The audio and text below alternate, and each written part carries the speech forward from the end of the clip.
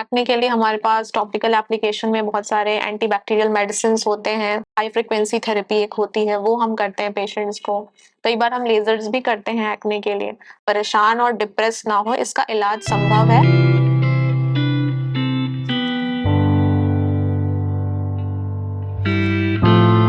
Myself doctor Shikha Anand and I am an aesthetic physician और आज हम एक टॉपिक के बारे में बात करने वाले हैं, दैट इज़ एक्ने।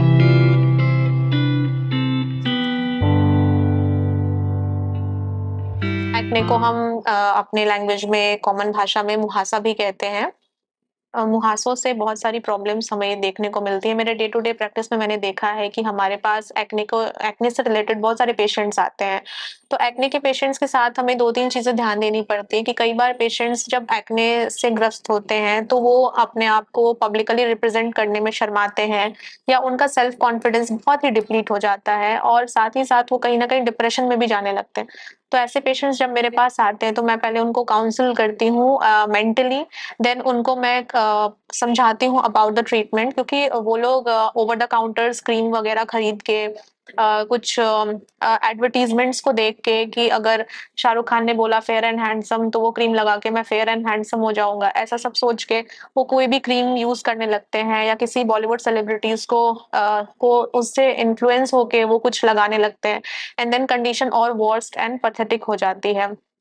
तो ऐसे कंडीशन में मैं रिक्वेस्ट करना चाहती हूँ अपने यंग पेशेंट से कि आप बिना किसी डॉक्टर के सलाह के अपने आप काउंटर पे जाके दुकान पे मेडिकल शॉप पे दवाइयाँ ना लें, एक डॉक्टर से एक स्पेशलिस्ट से सजेशन लें और अकॉर्डिंग टू देम उनके प्रिस्क्राइब मेडिकेशन से आप ठीक हो।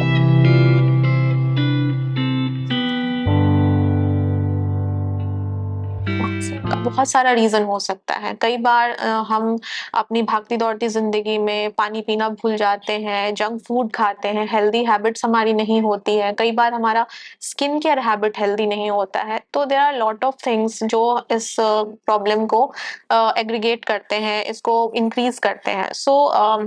हमें सबसे पहले हमारा बीइंग अ डॉक्टर हमको ये जानना होता है कि रूट कॉज़ क्या है आखिर एक्ने का। So we have to figure out, हमें पेशेंट्स की पूरी लाइफ में एक उनका पूरा पैटर्न जानना होता है, वो कब सोते हैं, वो कब जगते हैं, वो क्या स्किन केयर करते हैं, उनका ऑक्यूपेशन क्या है, क्योंकि ये सब चीज़ें भी एक इम्पोर्टेंट फैक्टर हैं जो कहीं न कहीं अफ़ेक्ट करती हैं हमारी स्किन को, जिस कारण से मुहासे हो सकते हैं।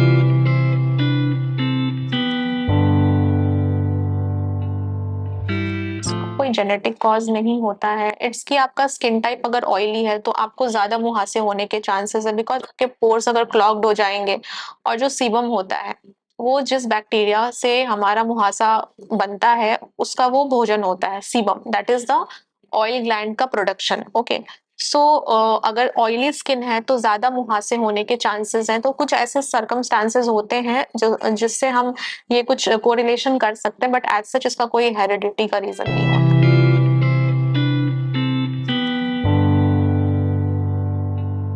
इसके ट्रीटमेंट में मैं ये कहना चाहूँगी कि एक्ने के लिए हमारे पास टॉपिकल एप्लीकेशन में बहुत सारे एंटीबैक्टीरियल मेडिसिन्स होते हैं। एंटीबैक्टीरियल मेडिसिन्स के साथ-साथ टॉपिकल एंटीबायोटिक्स भी हम देते हैं पेशेंट्स को और हमारी फ़ील्ड में कॉस्मेटिक्स की फ़ील्ड में हम लोग पील्स करते हैं पेशेंट के लिए, वो काफ़ी अच्छा रिज़ल्ट देता है। साथ में कुछ हम हाई फ्रीक्वेंसी थेरेपी एक होती है, वो हम करते हैं पेशेंट्स को। कई बार हम लेज़र्स भी करते हैं एक्ने के लिए।